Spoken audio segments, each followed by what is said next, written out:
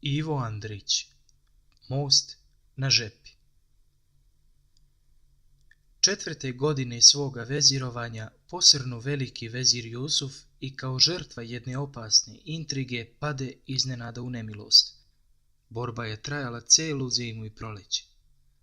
Bilo je neko zlo i hladno proleće koje nije nikako dalo letu da grane. A sa mjesecom majem iziđe Jusuf iz zatočenja kao pobjednik. I život se nastavi, sjajan, miran, jednoličan. Ali od onih zimskih mjeseci, kad između života i smrti i između slave i propasti nije bilo razmaka ni koliko je oštrica noža, ostade u pobjedniku veziru nešto stišano i zamišljeno.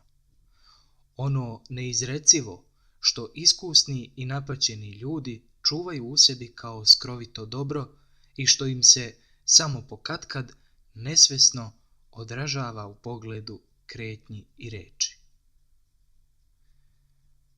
Živeći zatočen u osami i nemilosti, vezir se setio življe svoga porekla i svoje zemlje, jer razočaranje i bol odvode misli u prošlost. Setio se oca i majke.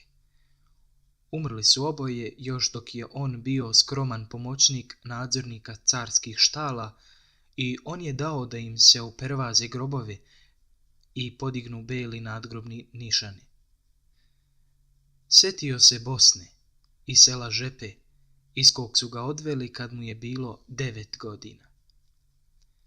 Bilo je prijatno tako u nesreći misliti na daleku zemlju i raštrkano selo Žepu, gde u svakoj kući ima priča o njegovoj slavi i uspehu u Carigradu, a gde niko ne poznaje i ne sluti naličje slave ni cenu po koju se uspjeh stiče. Još toga istog leta on je imao prilike da govori s ljudima koji su dolazili iz Bosne. Raspitivao se i kazivali su mu.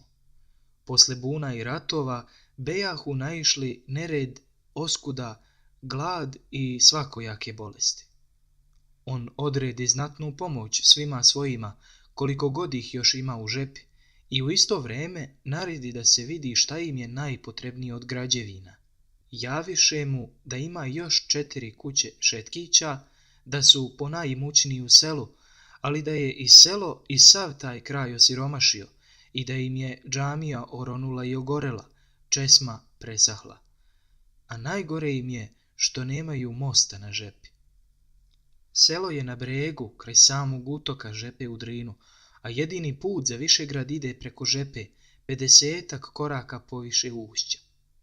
Kakav god most načine od brvana, voda ga odnese, jer ili nabuja Žepa, naglo i iznenada kao i svi gorski potoci, pa podrije i otplavi grede, ili nadođe Drina, pa zajazi i zaustavi Žepu kod ušća, i ona naraste i digne most kao da ga nije ni bilo. A zimi se opet uhvati poledica po brvnima, pa da se polome istoka i ljudi.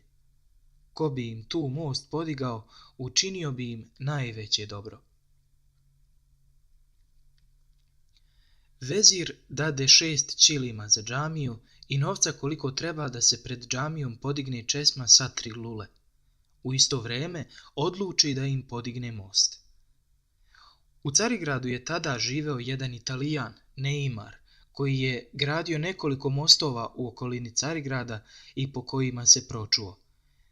Njega naime vezirao Haznadar i posla sa 2 dvorskih ljudi u Bosnu. Stigli su još za snega u Višegrad.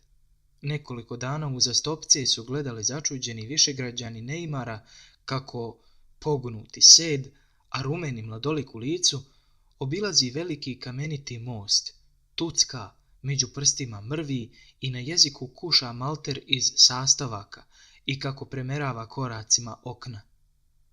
Zatim je nekoliko dana odlazio u banju gdje je bio majdan sedre iz koga je vađen kamen za Višegradski most. Izveo je argate i otkopao majdan koji je bio posve zasut zemljom i obrastao šipragom i borićima. Kopali su dok nisu našli široku i duboku žilu kamena koji je bio jedriji i belji od onog kojim je zidan višegradski most.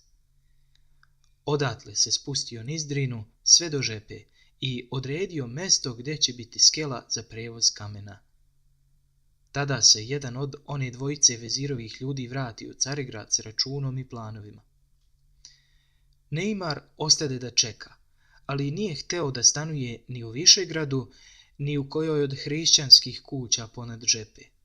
Na uzvisini, u onom uglu što ga čine Drina i Žepa, sagradi brvnaru. Onaj vezirov čovjek i jedan višegradski kjatip su mu bili tumači i u njoj je stanovao. Sam je sebi kuvao. Kupovao je od seljaka jaja, kajmak, luk i suvo voće. A mesa, kažu, nije nikad kupovao. Povazdan je nešto tesao, crtao, ispitivao vrste sedre ili osmatrao tok i pravac Žepe.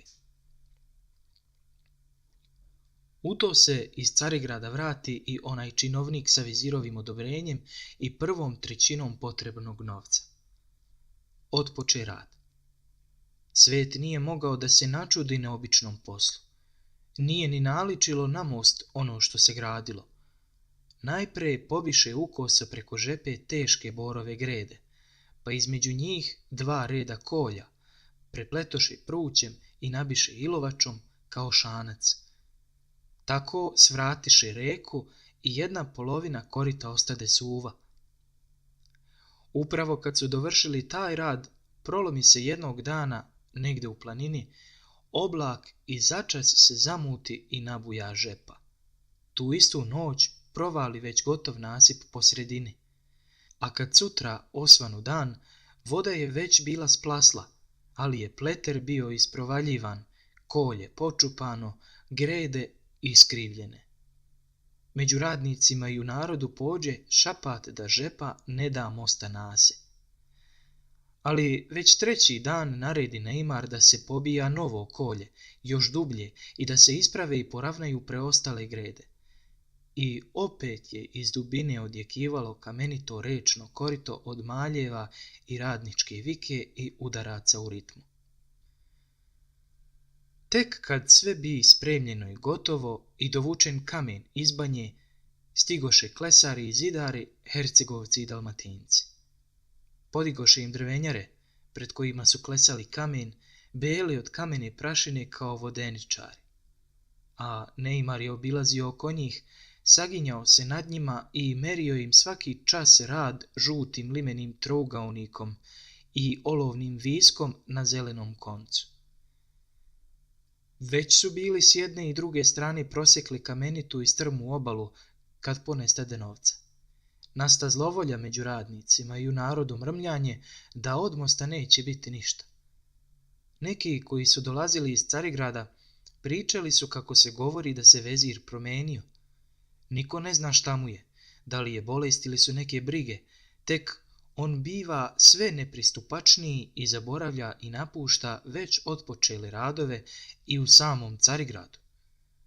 Ali posle nekoliko dana stiže vezirov čovjek sa zaostalim delom novca i gradnja se nastavi. Na 15 dana pred Mitrovdan, svet koji je prelazio Žepu preko brvna, malo poviše gradnje, primeti prvi put kako se s obe strane reke iz tamno siva kamena škriljavca pomalja beo, gladak zid od tesana kamena, opleten sa svih strana skelama kao paučinom. Od tada je rastao svakog dana, ali u to padoše prvi mrazevi i rad se obustavi. Zidari odoše kućama na zimovanje, a Neimar je zimovao u svojoj brvnari, iz koje nije gotovo nikud izlazio, povazdan pognut nad svojim planovima i računima. Samo je radnju prigledao često. Kad pred proleće stade led pucate, on je svaki čas zabrinut obilazio skele i nasipe, pokadkad i noću sa lučem u ruci. Još pre Đurđevdana vratiše se zidari i rad otpoče ponovo, a tačno u pol leta bi posao dovršen. Veselo oboriše radnici skele i iz toga spleta od greda i dasaka pojavi se most, vitak i beo, sveden na jedan luk od stene do stene. Na svašta se moglo pomisliti pre nego li na tako čudesnu građevinu u rastrganu i pustu kraju. Izgledalo je kao da su obe obale izbacile jedna prema drugoj, svaka po zapenjen mlaz vode, i ti se mlazevi sudarili, zaustavili u luk i ostali tako za jedan trenutak, lebdeći nad ponorom. Ispod luka se vidjelo, u dnu vidika, parče modre Drine, a duboko pod njim je grgoljila zapenjena i ukročena žepa. Dugo nisu oči mogle da se priviknu na taj luk smišljenih i tankih linija, koji izgleda kao da je u letu samo zapeo za taj oštri mrki krš, pun kukrikovine i pavite, i da će prvom prilikom nastaviti let i iščeznuti. Iz okolnih sela provrve svet da vidi most.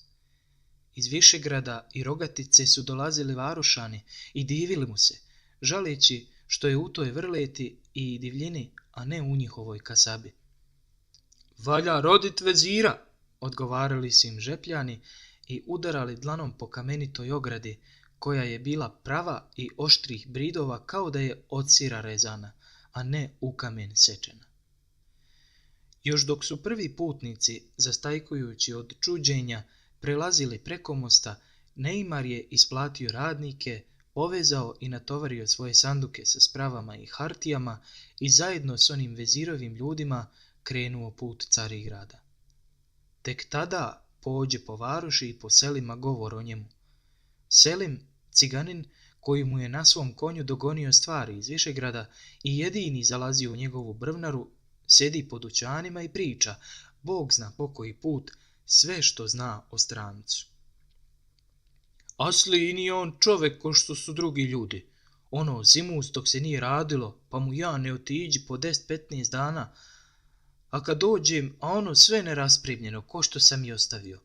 U studenoj brvnari on sjedi sa kapom od međedine na glavi, umotan do potpazuho, samo mu vire ruke, pomodrile od studene.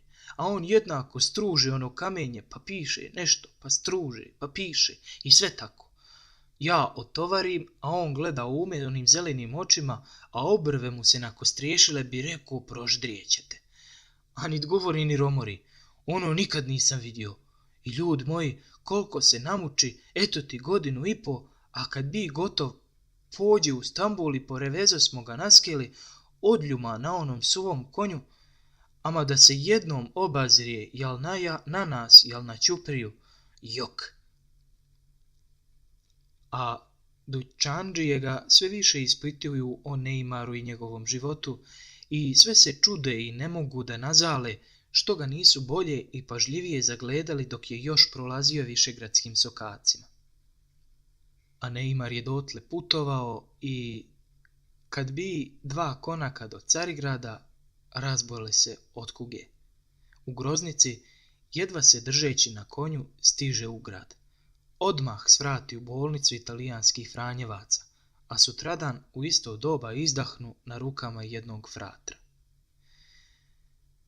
Već idućeg dana ujutro izvestiše vezira o Neimarovoj smrti i predadoše mu preostale račune i nacrte mosta.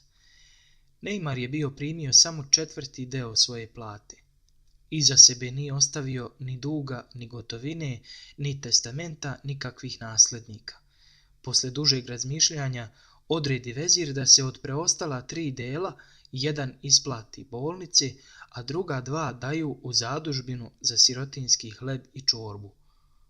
Upravo kad je to naređivao, bilo je mirno jutro pod kraj leta, donesuše mu molbu jednog mladog, a učenog carigradskog mualima, koji je bio iz Bosne rodom, pisao vrlo glatke stihove i koga je vezir s vremena na vreme darivao i pomagao.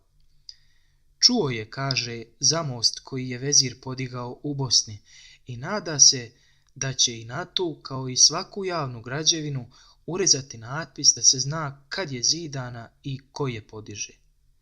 Kao uvek, on i sad nudi veziru svoje usluge i moli da ga udostoji da primi hronogram koji mu šalje i koji je s velikim trudom sastavio. Na priloženoj tvrđoj hartiji bio je fino ispisan hronogram sa crvenim i zlatnim inicijalom.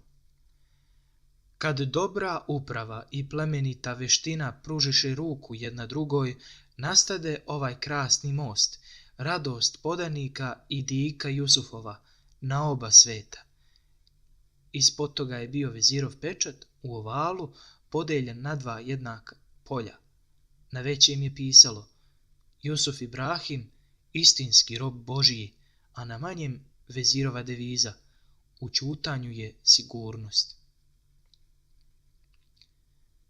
Vezir je sedeo dugo nad tom molbom, raširenih ruku, pritiskujući jednim dlanom natpis u stihovima, a drugim Neymarove račune i nacrt mosta. U posljednje vrijeme on je sve duže razmišljao nad molbama i spisima. Prošle su još letos 2 godine od njegova pada i zatočeništva. U prvo vrijeme, posle povratka na vlast, on nije primjećivao kakve promjene na sebi. Bio je u najlepšim godinama kad se zna i osjeća puna vrednost života. Pobedio je sve protivnike i bio moćniji nego ikad pre. Dubinom skorašnjeg pada mogao je da meri visinu svoje moći. Ali što je više odmicalo vreme, njemu je, umjesto da zaboravlja, u sećanju sve češće javljala se pomisao na tamnicu. Ako je i uspevao ponekad da rastera misli, on nije imao moći da spreči snove. U snu poče da mu se javlja tamnica, a iz noćnih snova je kao neodređen užas prelazila u javu i trovala mu dane. Postade osjetljiviji za stvari oko sebe. Vređali su ga izvesni predmeti koje pre nije ni primećivao. Naredio je da se digne sav somot iz palate i zamijeni svetlom čohom koja je glatka, meka i ne škripi pod rukom. Zamrznu sedef, jer ga je u mislima vezivao s nekom studenom pustoši i osamom. Od dodira sedefa i od samog pogleda na njeg trnuli su mu zubi i prolazila jeza uz kožu. Sve pokućstvo i oružje u kom je bilo sedefa odstranjeno je iz njegovih soba. Sve poče da prima s prikrivenim, ali dubokim nepoverenjem. Odnekud se ustali u njemu ova misao. Svako ljudsko delo i svaka reč mogu da donesu zlo. I ta mogućnost poče da veje iz svake stvari koju čuje, vidi, rekne ili pomisli. Pobednik vezir osjeti strah od života. Tako je i nesluteći ulazio u ono stanje koje je prva faza umiranja, kad čovjek počne da s više interesa posmatra senku koju stvari bacaju nego stvari same. To je zlo rovalo i kidalo u njemu, a nije mogao ni pomisliti da ga kome ispovedi i poveri. Pa i kad to zlo dovrši svoj rad i izbije na površinu, nikoga neće poznati. Ljudi će kazati prosto smrt, jer ljudi i ne slute koliko ima moćnih i velikih koji tako čutke i nevidljivo, a brzo umiru u sebi. I ovoga je jutra vezir bio umoran i neispavan, ali miran i sabran. Očni kapci su mu bili teški, a lice kao sleđeno u svežini jutra. Mislio je na strance Neymara koji je umro i na sirotinju koja će jesti njegovu zaradu. Mislio je na daleku, brdovitu i mračnu zemlju Bosnu. Oduvek mu je u pomisli na Bosnu bilo nečeg mračnog, koju ni sama svetlost islama nije mogla nego samo delimično da obasja i u kojoj je život bez ikakve više uljuđenosti i pitomosti siromašan, štur, opor. I koliko takvih pokrajina ima na ovom Božjem svetu, koliko divljih reka bez mosta i gaza, koliko mesta bez pitke vode i džamija bez ukrasa i lepote. U mislima mu se otvarao svet, pun svakojakih potreba, nužde i straha pod raznim oblicima. Sunce je bleštalo po sitnoj zelenoj ćeramidi na kiosku u vrtu. Vezir obori pogled na Mualimov natpis u stihovima, polako podiže ruku i precrta 2 put ceo natpis. Zastade samo malo, pa onda precrta i prvi deo pečata sa svojim imenom. Ostade samo deviza. U ćutanju je sigurnost. Stajao je neko vrijeme nad njom, a onda podiže ponovo ruku i jednim snažnim potezom izbrisa i nju. Tako ostade most bez imena i znaka. On je tamo u Bosni bleštao na suncu i sijao na mesečini i prebacivao preko sebe ljude i stoku. Malo pomalo iščeznu posve onaj krug razrovane zemlje i razbacanih predmeta koji okružuje svaku novu gradnju. Svet raznese i voda otplavi polomljeno kolje i parčad skela i preostalu građu, a kiše sapraše tragove klesarskog rada. Ali predeo nije mogao da se priljubi uz most, ni most uz predeo. Gledan sa strane, njegov beo i smelo izvijen luk je izgledao uvijek izdvojen i sam i iznenađivao putnika kao neobična misao, zalutala i uhvaćena u kršu i divljini. Onaj koji ovo priča, prvi je koji je došao na misao da mu ispita i sazna postanak. To je bilo jednog večera kad se vraćao iz planine i umoran seo pored kamenite ograde na mostu. Bili su vreli letnji dani, ali prohladne noći. Kad se naslonio leđima na kamen, osjeti da je još topal od dnevne žege. Čovjek je bio znojan, a sa drine je dolazio hladan vetar. Prijatan i čudan je bio dodir toplog klesanog kamena. Odmah se sporazumiše. Tada je odlučio da mu napiše istoriju.